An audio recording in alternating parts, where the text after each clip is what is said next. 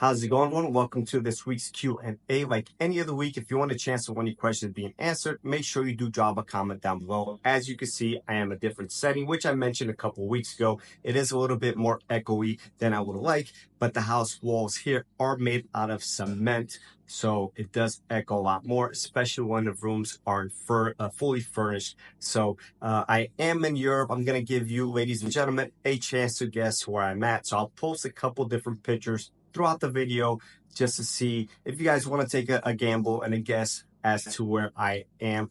Next week, I'll be in a different country for a couple of days, so I have a different couple pictures on that video as well. So the first question of the week is, should you be changing your AT/CVT transmission fluid filters? And the simple answer is absolutely. A lot of dealers won't recommend these. I personally like to. Every 30 to 60,000 miles, depending on the condition and driving habits of the vehicle and the transmission fluid. If there's a dipstick early on and we have a history, it really depends. But 30 to 60,000 miles, I want to go any more than 60,000 miles without changing these transmission fluid filters.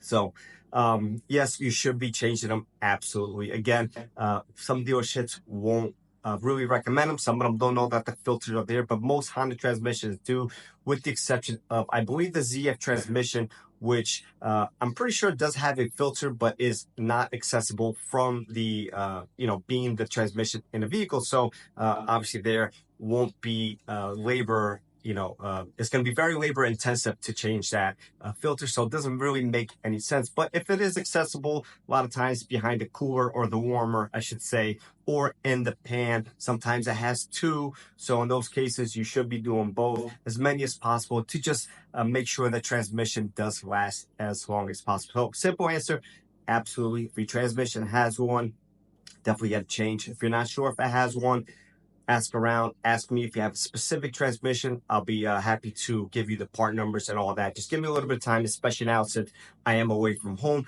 and the internet here is not as good as it is back home. So hopefully that answers the question for you. Right, so the next question is, what can you do if you're going on an extended vacation? Kind of like I am here. I am here for 2.5 weeks. So some of the things I did to my car and you could do is overpressurize the tires to avoid getting some flat spots. Now, I'm only here for 2.5 weeks, so the chances of that happening are probably minimum. If you're going for a couple different months, then absolutely overpressurize them to kind of keep them from being that, a position and kind of creating that flat spot there. It can still happen, but it definitely reduces the chances.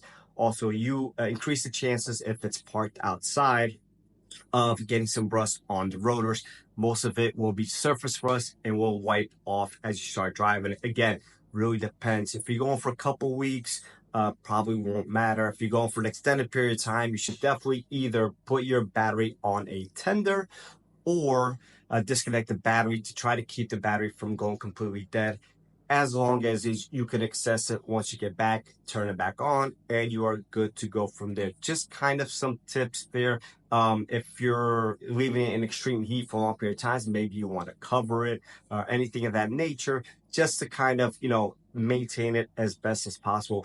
If you could keep it in a garage, that would be ideal. If you could park it at a friend's house in a garage, if you don't have one, here in my area or back home in my area around New York City area, Hondas and Acuras are highly sought after. So if they see it parked there for a long time, it could be that they take it away from you for free and you get back and you have no car to get to. So really depends on the situation. Be vigilant, be smart. But some of the things that you should be doing, simple things: overpressurize your tires, try to cover it, disconnect the battery, stuff like that. So hopefully that answers the question for you. All right, so next question is, how do I go about isolating wind/whistling noises? So first thing I look for is aftermarket accessories or any accessory at all possibly not installed correctly, or just messing with the car's aerodynamics, and broken pieces on the car as well. If you have a trim that's broken, it's possible that simple trim could cause a whistle. We had a noise once when I started back in the day on like an 08, 09 Accord Coupe, and the car had an aftermarket grill, and took us forever to figure it out. Eventually said, let's take off the grill and bam, there was our noise. Noise was gone as soon as we took off that grill. We recommended the OEM grill.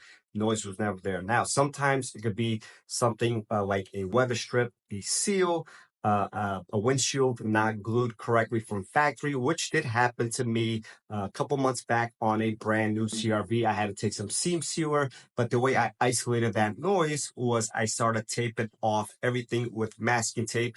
Little by little, you're going to either approach it little by little or do a whole big section. If it goes away, then start taking off piece by piece. If you find that it's around the windshield, at that point, you can take some compressed air, some soapy water, go around the windshield. You would probably also have some water, but maybe not. In my case, it's on the bottom, so I didn't have any water. If it's on the top of the windshield, then you'll probably have some sort of water intrusion.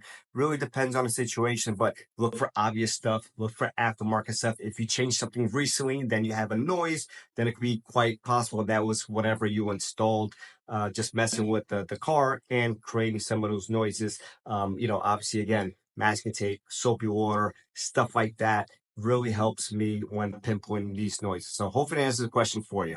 All right, so the next question are BCMs, TCMs, ECMs, all updatable, and absolutely Honda often comes out with software updates, sometimes a little glitches here and there, sometimes just performance updates that Honda collected some data and wants to update these to just try to pinpoint and make everything work as good as possible. So that is nice. When I started with Honda back in 08, there was no updating. Everything was taken out an old unit, replacing with a new unit, which was obviously a big hassle and very expensive. So now that there is updates, you can obviously update those. If it's under warranty and it falls with a certain complaint, then it should be covered. Sometimes it will be there, but it's only for if the customer has a complaint. So if it's out of warranty, you could certainly ask your dealer to check for all updates, and they will probably charge you between half an hour and an hour of time, of labor time, to do those updates for you. Maybe they won't, maybe they will, but usually that's the scenario. And you can update again a certain amount of things, BCMs, TCMs, and ECMs, definitely being those, which again is nice because we don't have to do whole component replacements. We could just update it. Now it's very important that when these updates are being done, the car is on a jump box of some sort.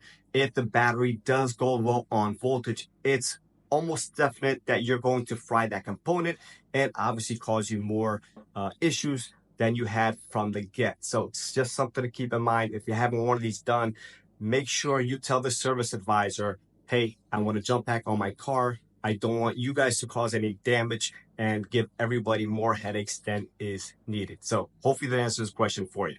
All right, so last question of the week is I swapped my battery out and now all my lights are on. Should I be concerned? And yes, if your battery goes dead or you swap it out or you disconnected it and you reconnect it, chances are if you own a newer car, any sort, but most definitely Hondas and Acuras, when you connect it, there's going to be lights on the dashboard everywhere. So 9 out of 10 times, once you start driving it, those lights will clear. If they don't clear, if you drive for a couple of blocks, cycle the key off, turn it back on, the lights will then clear at that point. So in most cases, this will happen, and this is very normal, nothing that you should be concerned with. Now, obviously, if you put a new battery in or whatever the situation was that led you to have that issue, there's quite possible you did something wrong. Possibly if you connected the battery with the key on. Now, if you have a key fob, that's not going to be the case, but it's definitely possible if you still have an older style ignition on a newer style of vehicle. So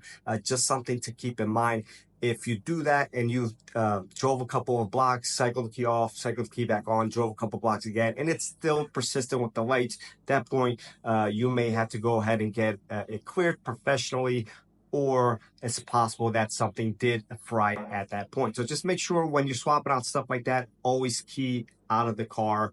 If it's a key fob, it's not going to matter because the ignition is not going to be on, but do not leave the ignition on at all, or the key in ignition, just to play it safe. So with that being said, hopefully that answers the question for you, and I'll catch everyone on the next one.